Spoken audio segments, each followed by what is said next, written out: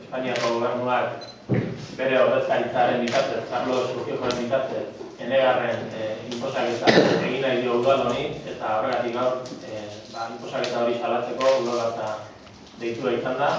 Ezoiko bilkura batetara eta presazko bilkura batetara, eta beraz, lehenbiziko puntu bezala, presazkotasuna edo bozkatu behar dugu. Eta beraz, aldeko bozkak. Espainiako gobernuaren ordezkaritzak egindako errekerimenduaren ondoren eta 254/2013 epaiaren bidez, Villagonako udala apirilaren 14-rako Espainiako bandera jartzera behartu dute herritarren borondatearen aurka.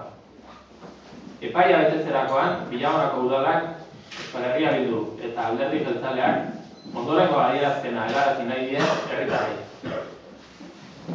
Herriak aukeratzen ditu bere ikurrak, bere egiten ditu eta horregatik dira herriaren ikur.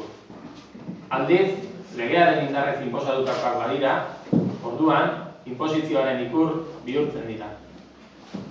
Espainiako bandera, zigorraren mehatxupean inposatutako simboloa da gure erakundean. Herritar gehienon nahiaren aurka ezarri eta herritarren ordezkarien erabakimenaren kontra jarriko da. Espainiako banderak ez ditu 16 villagonetarrak ordezkatzen. Inposaketaren bidetik bakarrik ikusiko dute ikur hori. Ez ditugu banderak eta koloreak gutxiesten. Aitzitik ordezkatzen dituzten lurraldeetako ikur izatea zilegi dela deritzogu.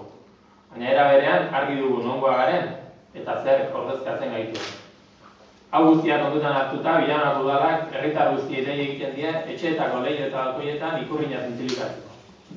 Era berean, Madrildi datorren inposaketa hau mantentzen den bitartean, zintzilika dute izateko deia luzatzen dugu, Villagonan herritarrek berea sentitzen duten ikurra zein den argi adieraziz. Agiri hau sinatzen dugu Villagonan, 16 Villagonako EAJak eta Euskal Herria Bildu. Testua bozkatuko dugu, aldeko bozkak.